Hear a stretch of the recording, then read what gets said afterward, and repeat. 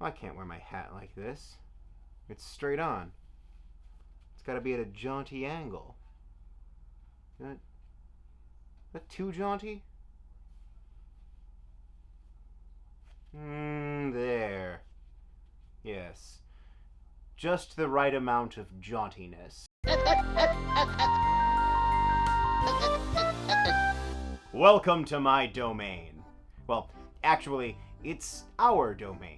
It's sort of a public domain, if you will.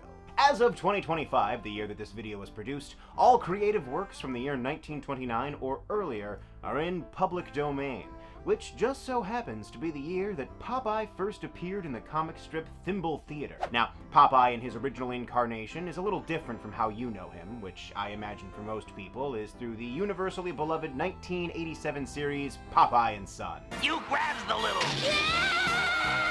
He looks a lot more like this schlub rather than this perfect specimen of a man. This is the ideal male body. You may not like it, but this is what peak performance looks like. All the elements of Popeye's character that appeared in the 1929 strips, and only those elements, are considered residents of the public domain. All other elements of his character and world are still owned by King Features Syndicates, a subsidiary of Hearst Communications Incorporated, the child of Big Daddy William Randolph Hearst. And that means... No Bluto, no Wimpy, no Sweet Pea, no Poop Deck Pappy, no Eugene the Jeep, no Brutus, no Alice the Goon, didn't know they could say that in a comic strip. Atlantic Seaman. No Pip-Eye, no Peep-Eye, no Pup-Eye, no Poop-Eye, ew. No saying of the phrase, I'll gladly pay you Tuesday for a hamburger today. No use of Robin Williams' big hairy guns. No bilge rat barges, and, most unfortunately of all, no use of Popeye and Olive Oil's beloved iconic son, Popeye Jr. Olive Oil is public domain, though. She actually was created first. But they can't be married. Oh, sure, they flirted a little in 1929, but they didn't really go steady until 31. They may be both in the public domain individually, but they get any closer than snuggling, and that's copyright infringement. Whoa, careful, kids! Leave room for William Randolph Hearst. However, anything between, "D'ya think I'm a cowboy?" and "There's evil spirits all around us" is fair game. In that time, Popeye... sails a ship, says blow me down, demonstrates feats of great strength, speaks with his unique dialect, shows a propensity for fighting, receives $1 million, is tricked into losing $1 million, says I am what I am and that's what I am, does not know what a verb is. And you'll notice that on that list, not once does he eat or even mention spinach. So, obviously, the first question on everyone's lips is, does he fuck? But, if you wade through all of the sexually suggestive questions, you'll find that people are also curious to find out if he can legally eat spinach. And the answer to that is much more nuanced. After extensive research, I can tell you that the answer is, yes he can.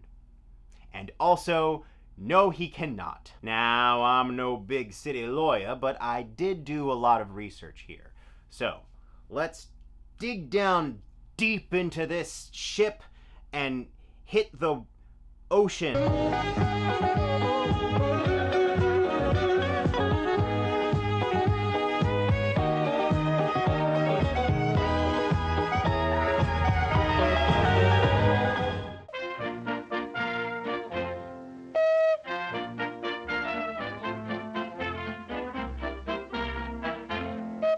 How am I supposed to do this history section? I really wish there was a style I could steal that effectively goes over the history of a single character while maintaining a sense of personality. Oh well, guess I'm just gonna have to invent something from the ground up and take all the credit for it. This is Popeye the Sailor Man. This is Popeye the Sailor Man. He's strong to the finish, 'cause he eats his spinach. He's also one tough kazookas, which hates all palookas, what ain't on the up and square. Oh, he biffs 'em and buffs 'em, and always outroughs 'em, but none of 'em gets nowhere. If anyone dares to risk his fisk, it's boff and it's wham, understand? So keep good behavior, that's your one lifesaver. This is the history of Popeye the Sailor Man, and his relationship to spinach. So, why does Popeye eat spinach? Like, what is that even about? Of all the possible power-up items, why did they go with this one?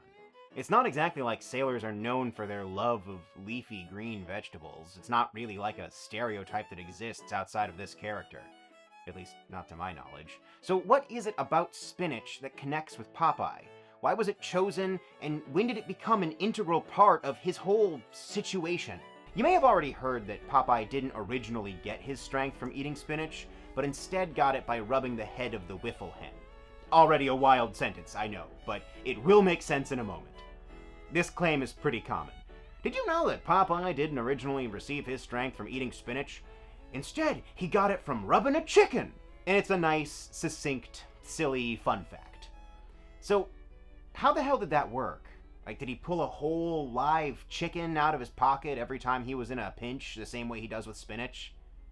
And what even is a wiffle hen anyway?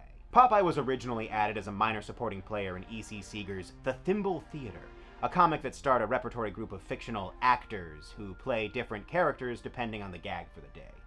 The actor characters then broke off into ongoing storylines. They centered on a slacker named Harold Hamgravy, the tempestuous relationship that he had with his on-off girlfriend Olive Oil, and the various schemes that they would get up to with Olive's crafty brother Castor Oil. One day, Olive and Castor's uncle, Lubricant Oil... Really?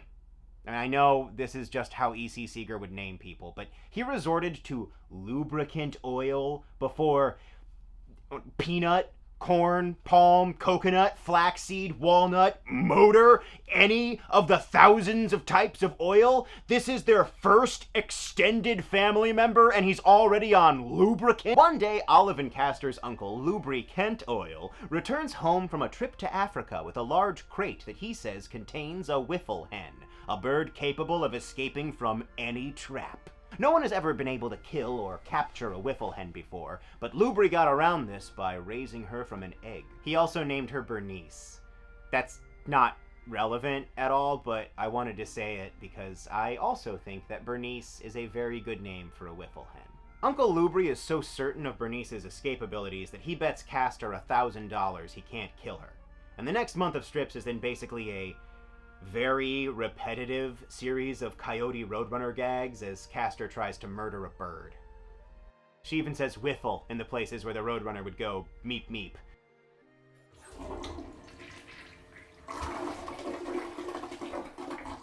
Later, Castor is kidnapped by a wealthy casino owner, and he learns that wiffle hens have a curious power. Rubbing the 3 hairs on her head will bring you good luck, and not just like superstitious positive vibes good luck, but measurable good luck that comes with an immediate payoff. After escaping the kidnapping, Castor decides he should use Bernice to go win some money, so naturally he suggests they head to the large island owned by the man who just kidnapped him, instead of literally any other casino. In order to get to the casino on Dice Island, they need to hire a sailor, so E.C. Seeger invented a character who could take them from A to B. Enter Popeye.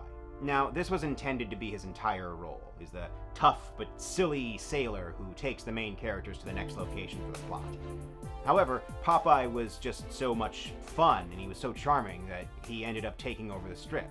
And he did this so thoroughly that 2 years later, the comic would be retitled Thimble Theaters, starring Popeye, and eventually just Popeye, starting E.C. Seeger down the path that would eventually lead him to taking this surprisingly sensual photo with his own creation. Popeye does not initially believe in the luck of the wiffle bird, because sailors are famously logical and refute all superstition, but he comes around after he rubs the hen and starts beating Castor at craps.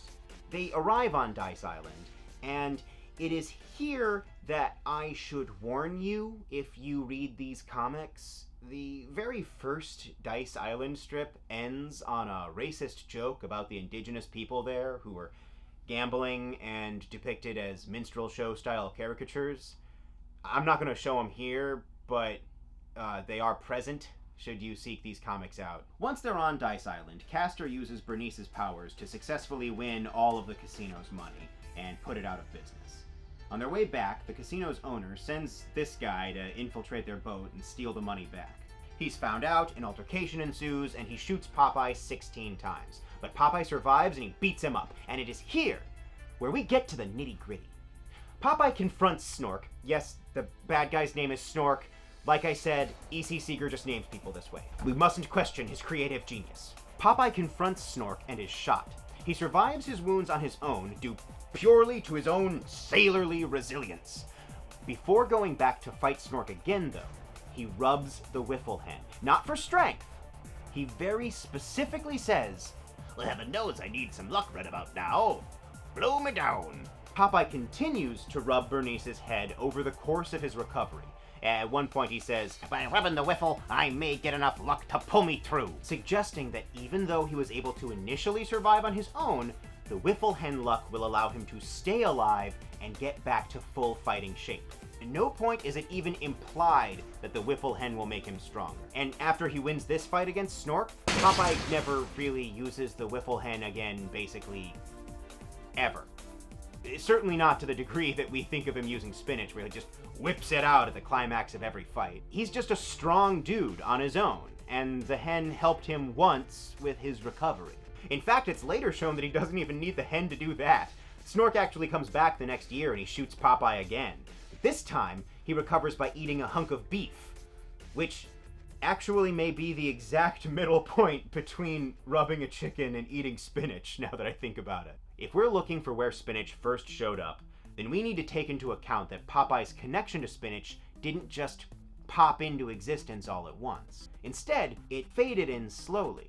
The first mention comes on June 26, 1931, when Popeye fights off General Bunzo's forces while vying for control of the Nizilian army. Bunzo asks him how he's able to do so many impressive feats, and Popeye responds, I eat spinach. It's used as a punchline.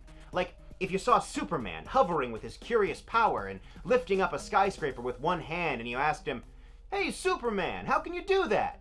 And he answered, Well, I stayed in school and ate my greens. It's a joke. Although, from there, it starts trickling in more and more, being taken a little bit more seriously each time.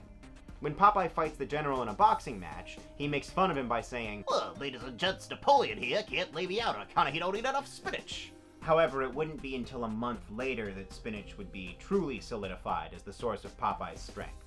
The July 24th strip ends with Popeye breaking the fourth wall and writing a letter directly to the children reading. Special letter to me children friends.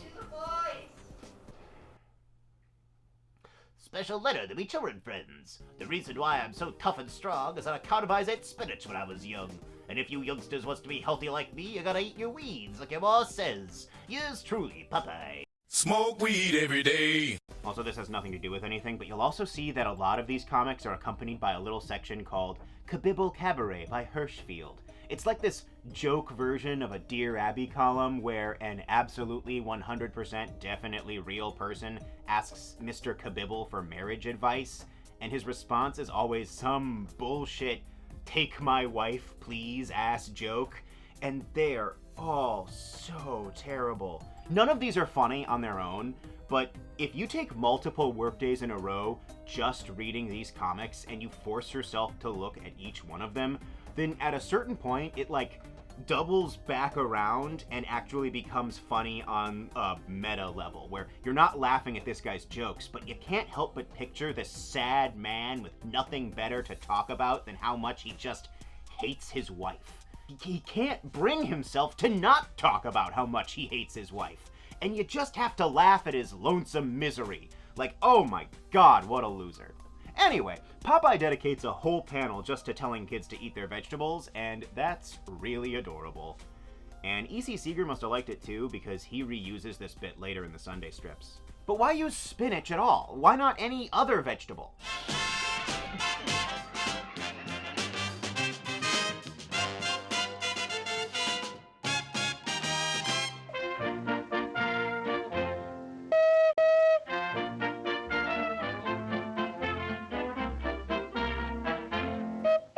I have a confession to make. Right up until I started doing the research for this video, I thought that Popeye was actually created as an advertising mascot to help sell spinach. Now this is wrong, but I believed it firmly for most of my life. And I believed it without ever looking into it because that's what my mom told me. It's not hard to imagine where she got it. Maybe someone told her, maybe she just saw the Allen's brand spinach with Popeye on the can and she put it together herself. Regardless, my mom told me that Popeye was created to help sell spinach, and I had no reason to not believe her, so I held on to that without any question. I don't want to sell out my mom here. I'm as guilty of this mistake as she is. I've told other people this as a fun fact without ever checking it myself. but it's a nice reminder of how ideas can get so firmly lodged into us with absolutely no backing. But you don't believe in an idea because it has facts to back it up. You believe in an idea because it's loud in your brain, like Kabibble's hatred for his wife. And that volume for an idea can come from a number of different places. Sometimes it can come from facts. Ideally, it should come from facts. Facts should be the loudest voice of all. But they aren't always. Sometimes an idea is loud because it comes from a trusted authority figure, like your mom. Sometimes an idea is loud because you just heard it from someone who lied confidently enough. And sometimes an idea is loud simply because it is said so frequently that you assume it must be true.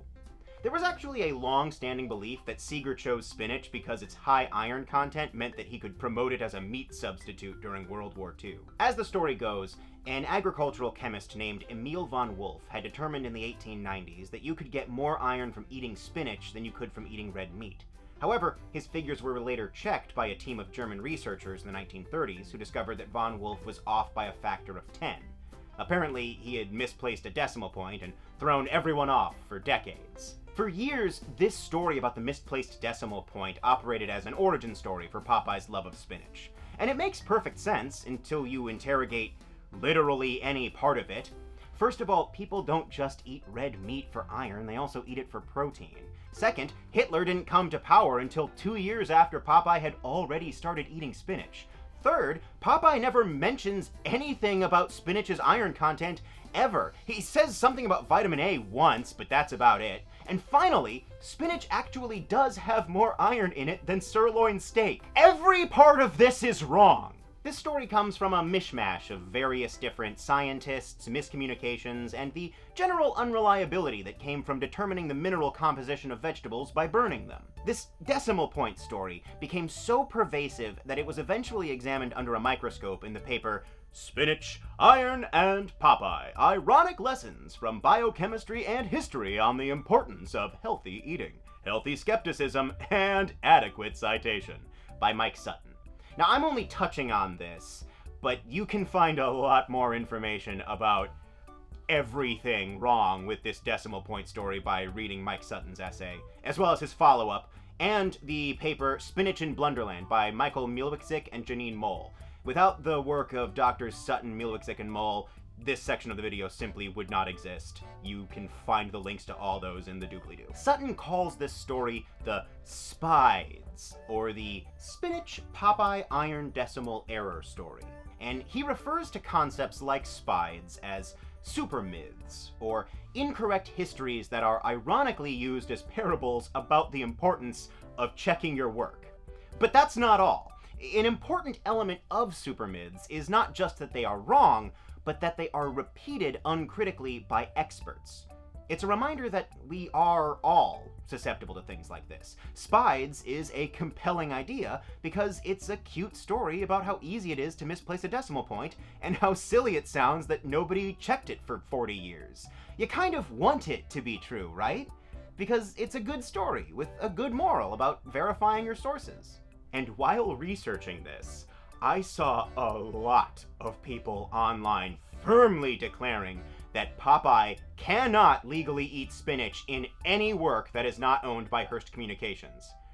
But that's all they had, a firm statement. And I think that part of the reason why people are so quick to figure that Popeye's spinach powers are still owned by Hearst is because, like SPIDES, it's a pretty fun story. Everything in the world is more complicated than you know, but if we boil it down to a simple story, then we can make it easier to understand. However, every time you boil something down, you lose a little bit of nuance. And that's okay, that's how we make things understandable, but you have to remember that every time you lose some nuance, you get a little closer to saying something wrong. Did you know that Popeye originally got his strength from rubbing the wiffle hen is a statement that's not necessarily incorrect, but it paints a picture that can easily lead you into drawing the wrong conclusions. Did you know that Popeye started eating spinach because a guy made a decimal point error? Is flatly incorrect. Did you know that Popeye is in the public domain now, but you can't make him eat spinach? Is similarly a cutesy fun fact that ignores a lot of additional information. The quick facts here are: 1. In America, anything made 96 years ago or more is automatically considered public domain. 2. The first mention of Popeye eating spinach occurred 94 years ago. So that's pretty cut and dried. Which, incidentally, is exactly how I like my spinach. Mmm. You can really taste the dry. Oh, God. If you draw your own Popeye comic and he eats a mess of greens, you now owe Hearst Communications Incorporated a crisp $100 bill. The thing is, copyright is confusing.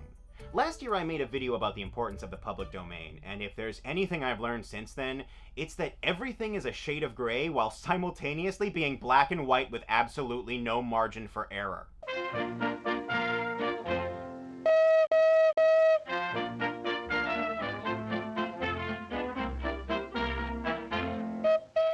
At one point in my public domain video, I state that once Superman becomes public domain in 2034, you still won't be able to have him fly because he couldn't fly in the original comic. He leapt tall buildings in a single bound, like a silly little rabbit man. However, it was pointed out to me in the comments that I'm a dumb little bitch, and that Superman's ability to fly actually originated in the Fleischer cartoons. And since those are already public domain, anything that originates there should be welcomed in with the rest of the character. This is a very good point. Fleischer did give Superman the ability to fly as a work-cutting measure, because a person repeatedly jumping takes more effort to animate than a person who can just stay in the air, and any place that those cartoons could cut down on work was needed, because have you seen these things? They are gorgeous. I get tired just thinking about animating this, and I'm not even an animator. This would mean that Superman's flight is public domain. Although, it's entirely possible that this isn't actually the origin of Superman's flight. Superman was never given a definitive power-up that granted him the ability to fly. He wasn't, like, hit by a flying ray or something. The public just naturally figured he could fly, and the comic started rolling with it. So there are definitely a lot of drawings that intend to depict him as flying, but that could be interpreted otherwise. And in a still panel, the difference between someone who's flying and someone who's in the middle of a jump is basically impossible to determine. You see what I mean about these things being paradoxically black and white and shades of gray? In Superman number 10, which predates the Fleischer cartoons by a couple of months, there are several panels where he does seem to be casually hanging out in the sky. What's he doing here? How is this a jump? Who would jump like this? Also, I love this business casual Superman look. Very excited for this to become public domain. If we go by the first time that a story explicitly says that Superman is flying in the text of a comic, that would be in Superman number 30, which came after the Fleischer cartoons. And on top of everything, there's actually something that predates all of this. Superman's first time unambiguously flying in anything ever, even before the Fleischer cartoons, was in February of 1940 on the radio program The Adventures of Superman. Today, as our story continues, we find him hovering with his curious power above a quiet highway in Indiana. He's hovering with his curious power. Well, I'm not curious about it. That power is flight. So the whole thing actually hinges on whether or not this radio program is public domain, which it might be. I don't know. If anyone does know, please tell me, because I'm at a loss here, and quite frankly, we have strayed too far from Popeye as it is. Look, boys, something's coming. Oh, Popeye, thank goodness you're here. All right, it's lawyer time. Let's take a look at the trailer for Popeye the Slayer Man, shall we? Oh, is this that pirate man thing you were going on about in class? Sailor Man. He's not a ghost. The Sailor Man is real. Do you know why the factory closed down 20 years ago? There was a spinach contamination. Right here, see? This trailer shows him eating spinach and being very strong. So that's copyright infringement, right? This movie owes Hearst Communications a crisp $100 bill. Well, not exactly. Popeye has had godlike strength and resilience since he first showed up. That's been a huge part of his character from the beginning. He doesn't need spinach. He doesn't need a wiffle hen. He doesn't need a big old juicy steak. He doesn't need anything. That's just who he is. And that aspect of his character is unambiguously public domain. As best as I can tell, the spinach stuff was tacked onto his character later because Seeger wanted to encourage kids to eat vegetables. Because, you know, you just want kids to eat vegetables. It's good for them.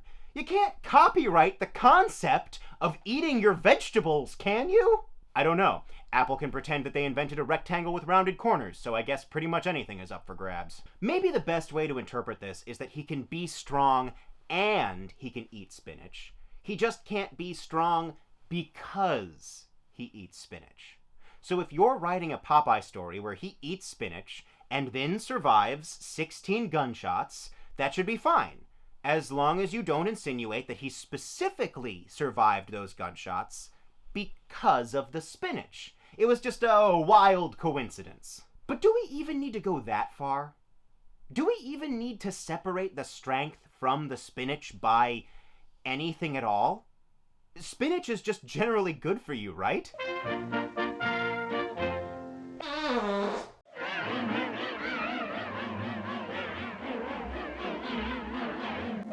Holy shit! Spinach is crazy good for you. Eat it.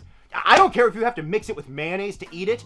Just do whatever you have to do to get it down. Deep fry it. It may be the only thing on the planet that can genuinely be called a superfood.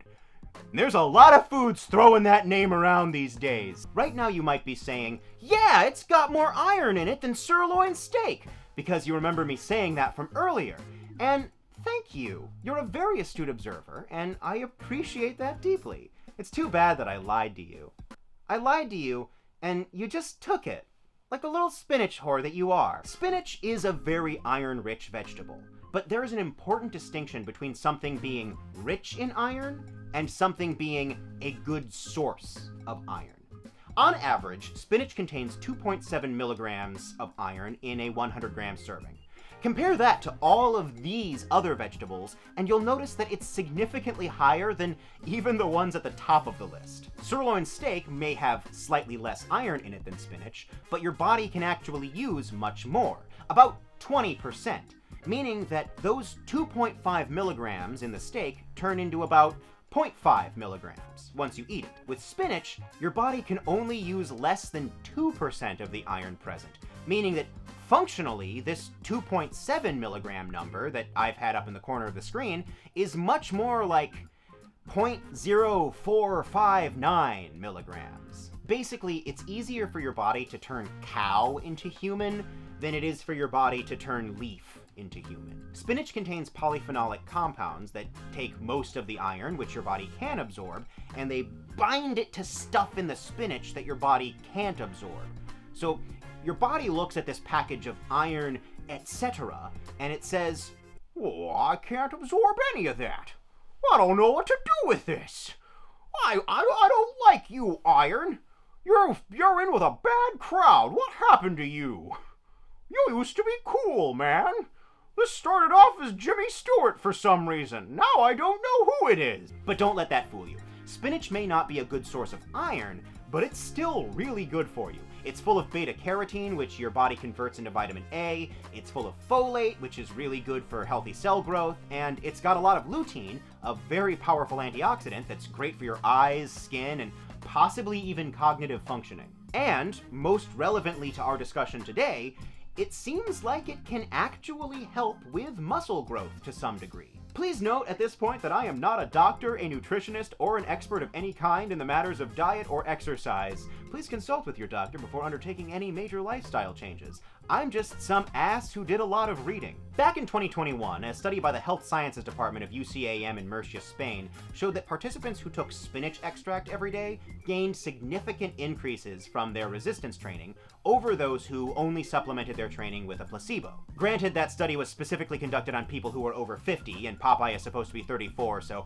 I don't know, maybe those benefits only kick in when you hit a certain age. But what I'm getting at here is spinach make you strong, is not a Popeye-specific thing. Spinach isn't some kind of magical item unique to the world of thimble theater. If halfway through Popeye the Slayer Man, he says, "Oh, I'm strong because I eat so much spinach." he would just be stating a widely accepted fact. I'm strong because I eat so much spinach. You know, when I was making the real Gilligan's Island video, I ended up watching a lot of episodes of the original show. And there's one where they find radioactive vegetables that give them superpowers. And their superpowers are all related to each vegetable's supposed health effects. Like, Marianne eats the carrots so she can see really far. Mrs. Howell eats the sugar beets so she gets a lot of energy and can run really fast. And Gilligan eats the spinach, and that gives him super strength. This show features a man, nay, a sailor getting super strength from eating spinach, and nobody is under the impression that this is copyright infringement. King Features never sued over this, and I think we all recognize that it would be weird if they did. It has been culturally accepted for a long time that spinach make you strong.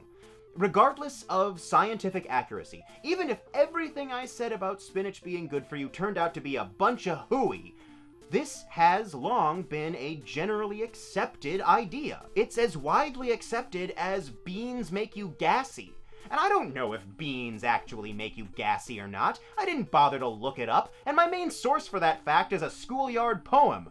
But everybody thinks that's the case. Beans, beans, the musical fruit. The more you eat, the more you toot. The more you toot, the better you feel. So eat your beans with every meal. Beans, beans, they're good for your heart. The more you eat, the more you fart. The more you fart, the more you eat. The more you sit on the toilet seat. I'm an adult. Any character should be able to say that eating spinach has made them strong. If I draw Mickey Mouse from Steamboat Willie eating spinach, and then saying, "Oh boy, this spinach sure has helped make me strong," that's not copyright infringement. Walt Disney and Big Daddy Hearst are currently crying into each other's laps in the afterlife about how much money you don't owe them for that. But we do have to also consider that just because these individual elements are all public domain, you can still combine them in ways that are copyright infringement. Like, this Nosferatu is in the public domain. This Nosferatu is not. This Nosferatu went wee all the way home. If I remake Nosferatu and I give Count Orlok a big bushy mustache, a comb-over, and a fur coat, then Universal might have something to say about that. Even though big bushy mustaches, comb-overs, fur coats, and Count Orlok himself are all public domain. But like, when does it become copyright infringement? When you add the mustache, the comb-over, the coat, all of them? 2 of them? As best I can tell, you just have to do what you want and hope that Universal doesn't sue you. I would argue that the only way you would even approach copyright infringement with Popeye is if he eats a can of spinach and it gives him an immediate burst of strength. So, what's the first comic where that happens? Yeah, that never happens. Popeye doesn't really use spinach in the comics. I mean, at least not in the way that you're used to. Spinach as a sudden, last-minute can of whoop-ass stew, well, that actually originated in... I can't believe I'm about to say this for the second time in this video. It actually originated in the Fleischer cartoons. Fleischer, a studio that seems to have existed primarily to make intellectual property rights difficult to understand and just accidentally revolutionized animation as a fun side gig, introduced spinach as a regular plot element in their Popeye stories. It shows up in the first cartoon, and he eats it in nearly every short that comes afterward, but the first time that the spinach eating looks the way that you're thinking in your head right now isn't for a little while later. You know, where like he's in a rough spot, he pops open a can of spinach, his theme plays, his arms will usually transform into something heavy to show how strong they are, and then they play Stars and Stripes Forever while he does his big strong boy work. Attaboy, Popeye, get in there! Come on, get it on! Get it on, Popeye! Yeah, that. That doesn't really show up until the 1934 cartoon, Let's You and Him Fight. And I would personally argue that it doesn't show up in its purest form until Beware of Barnacle Bill. You hold that spinach like that.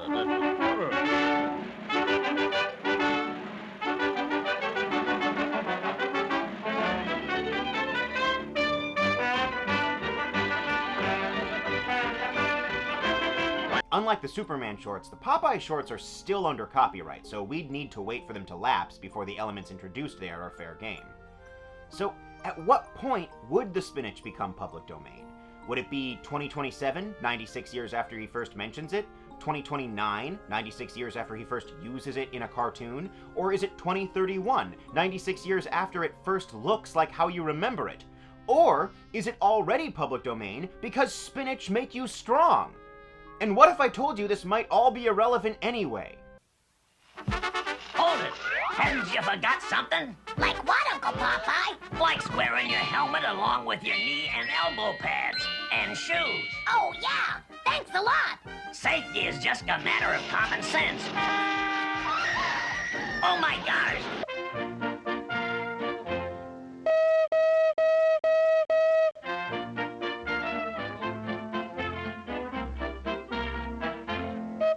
Thanks to the folks at the Center for the Study of the Public Domain at the Duke University School of Law. They really are the go-to people for public domain information. And in the article for Public Domain Day 2025, Jennifer Jenkins and James Boyle write about a really interesting legal loophole that I would have never caught in a million years. Because I'm not a lawyer. Can't you see? I changed for this section. I'm a sailor again. Copyright law has changed a lot over the years. Don't stop me, even if you've heard this one before. I already made a little presentation and you have to watch it. Copyright has changed a lot over the years. It all begins in 1710 with Queen Anne of Great Britain, who noticed that printers, booksellers, and other persons have of late frequently taken the liberty of printing, reprinting, and publishing, or causing to be printed, reprinted, and published books and other writings without the consent of the authors or proprietors of such books and writings, to their very great detriment, and too often to the ruin of them and their families. So, she and Parliament passed the Statute of Anne, for preventing, therefore, such practices for the future, and for the encouragement of learned men to compose and write useful books, may it please your majesty. May it please your majesty. Wild that in this legal document, she still throws in, "Do it for me, folks, it'll make me happy." God. Monarchies are so dumb. They're a terrible system of government, and I'm glad we threw that tea in the harbor. The Statute of Anne gives all new created works 14 years of copyright protection. After that period is over, we reassess, check your pulse, and if you're still alive, you get 14 more years. And that was the end of it. 28 years max, 14 if you drink some bad water. That second 14-year term isn't even mentioned during the initial layout. It's tagged on to the very end as Section 11, like, oh yeah, that's right, I forgot. If you want another 14 years, you can have them. Then, nearly 80 years later, some guys decided that they weren't British anymore, but they still liked the Statute of Anne, so they copy-pasted most of it, took out the "May it please your majesty" junk, and then renamed it the Copyright Act of 1790. The next big change comes with the Copyright Act of 1831, which doubled the first term, giving you 28 years of copyright protection, followed by a possible 14 more years if you fill out the forms. Then 1909 followed by doubling the second term, giving you up to 56 years of copyright protection, secured from the date of first publication with proper notice. Then, the Copyright Act of 1976 made it so that all art made for hire was kept under copyright for a static 75 years, no renewal process at all. And finally, the Sonny Bono Copyright Term Extension Act of 1998 put work-for-hire art under copyright for 95 years from the date the copyright was first secured. Popeye's entire relationship to spinach starts with this 1931 comic strip. So let me take you on a journey through time. Imagine for a moment that you are this strip. You're born straight from the brain of E.C. Seeger in June on 1931. And in 1931, you are copyrighted until 1959. Then, King Features Syndicate renews your copyright for another 28 years, which they are allowed to do if they so choose. And now you're copyrighted until 1987. But by then, we had passed the 1976 Act. So now you're copyrighted until 2006. But by then, we had passed the Sonny Bono Act, keeping you in copyright until December 31st, 2026. And you'd think that's what happened. But if you look through the catalog of copyright entries and the virtual card catalog, there's no record of this comic being renewed, meaning that it has very likely been public domain since 1959. If that's the case, it's been public longer than Popeye has. If Chuck Tingle wanted to write a book called Pounded in the Butt by the Abstract Concept of Popeye's Ability to Gain Strength from Eating Spinach, but not by Popeye himself, a character who does not appear in this book and whose presence therein should not be construed in any way, then the option has been available to him for 65 years. Or maybe it hasn't. What does any of this mean? What does any of this mean? I made this video to answer the question, are Popeye's spinach powers public domain? And what I learned was that that's kind of the wrong question to ask in the first place. It's not, are his powers public domain? It's, how far do you want to push it? Can Popeye eat spinach? I don't know. And you don't know either. I've seen a lot of people online being very confident one way or the other, and they're all wrong. They don't know, and anyone who says they do know for sure is lying. We're all just flying around on this crazy pale blue dot, uncertain as to whether or not we can make a fictional sailor with huge forearms eat a vegetable. And in reality, that can only ever really be decided if Hearst Communications decides to sue somebody, and then we just have to see how the court case plays out. Or, for that matter, doesn't play out. In 2021, the Arthur Conan Doyle estate sued Netflix over the release of Enola Holmes. Most of the Sherlock Holmes stories were in the public domain at the time, but not all of them. So, the Conan Doyle estate argued that Sherlock Holmes was only ever shown having warm emotions in the later stories that were still under copyright. So, if Sherlock was going to be shown worrying about his sister in Enola Holmes, then that worry was copyright infringement. This was a case that was built on just a lot of very subjective analysis, and any meaningful court battle would necessitate lengthy breakdowns of nuance in the character. So by the end of this, we would have had unquestioned legal precedent about whether or not something like having kind emotions could be considered copyrightable. However, the case was dropped and the parties settled out of court. But can you imagine if that case went to trial and the Conan Doyle estate won? Like, if they set a precedent that established that you could not only copyright a character, but a character's emotional state? That copyright could get that granular? Now, if the Conan Doyle estate had taken this case to trial, they probably would have lost. I mean, it's so flimsy that the defensive points practically write themselves. You probably came up with 2 or 3 arguments as soon as I told you about that lawsuit. Who gets to decide what a kind emotion is?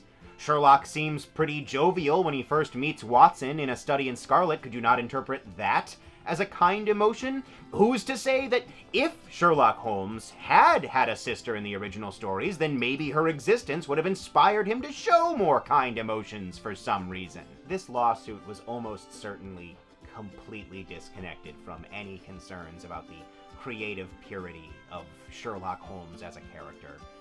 Nor was it likely about any principled stance toward maintaining copyright. They likely didn't even think they'd win.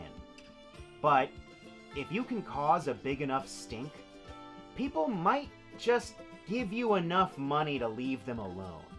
Because making a big stink about it is kind of disturbingly foundational to the rule of law. Something being public domain isn't really dependent on whether or not it clears a set of criteria, as much as it's dependent on, do you want to fight for this? Look, if you want to make Popeye eat spinach, then you have him eat spinach. If you want to give Count Orlok a big bushy mustache, then you give him a big bushy mustache. And if you want to have Superman fly when he becomes public domain, you put that silly little rabbit man in the air. And if you end up in a lawsuit, you very well might be able to win. But do you want to fight Hearst Communications' or Universal Studios' or Warner Brothers' lawyers? For that matter, do they want to bother fighting you? It'd be nice if you could just, like, look up on a big, easily accessible table whether or not something is public domain. But instead, you pretty much just have to take your best guess and then either be willing to defend your position or hope that no one makes it your problem. The American legal system is basically one gigantic high-stakes version of Whose Line Is It Anyway, where everything is made up, but the points do matter. The points matter a lot. And we often talk about laws in a way that makes us forget that they are constructed. They aren't forces of nature, they're social constructs that exist simply because we all agree that they exist. And they're decided mostly by who argues the loudest. Not even who argues the best, mind you. Just the loudest. So, can Popeye eat spinach? Who's gonna be loudest about it? Hi, I'm Silas Kade. We had a lot of fun with vegetables today, but you know what isn't funny? Meat. Specifically, the meat disaster that struck the Rosie's Burger joint in Denton, Texas. In 2019, a fire broke out that claimed the lives of 6 employees, and while no one knows the specifics of what happened that night, I encourage you to listen to Fresh Meat, a horror audio drama that follows Andy, one of the survivors of the 2019 fire, as she pieces together what happened and discovers just what was in the meat at Rosie's. I understand also that one of the characters sounds a lot like me. Want one? Huh? You've been staring at my cigarette. I don't smoke. Oh, I don't either. These are stage cigarettes. No tobacco. I think these are marshmallow root, rose, and some other crap. So you just smoke herbs? Yep. I don't hear it. Fresh Meat is available on Spotify, Pocket Casts, and Apple Podcasts. Also, if you live in Los Angeles, I will be in a Halloween production of Hamlet coming up here with the Revelry Theater Group. It's playing October 30th, 31st, and November 1st at the McLeod Ale Brewing Company. Show starts at 8 p.m., so come grab a beer, drink responsibly, and watch some Shakespeare. Ticket link will be in the doobly-doo. Finally, Demon Twink, a short film that I am in, will be playing this weekend at Cinema Diverse in Palm Springs. It's in the noon block on Saturday, September 27th. I will unfortunately not be able to be at this one in person, but if you go, tell me what you think. And thanks for watching. If you liked this, please like the video and subscribe to the channel. It really does help. Also, you might be wondering if I reached out to the real Jims to see if he was okay with me ripping him off. I did not. Don't tell him. He can never know that I blatantly stole from him for 10 straight minutes in the middle of this video. By watching this, you and I have entered into a blood pact to keep this a secret from him forever. Bye!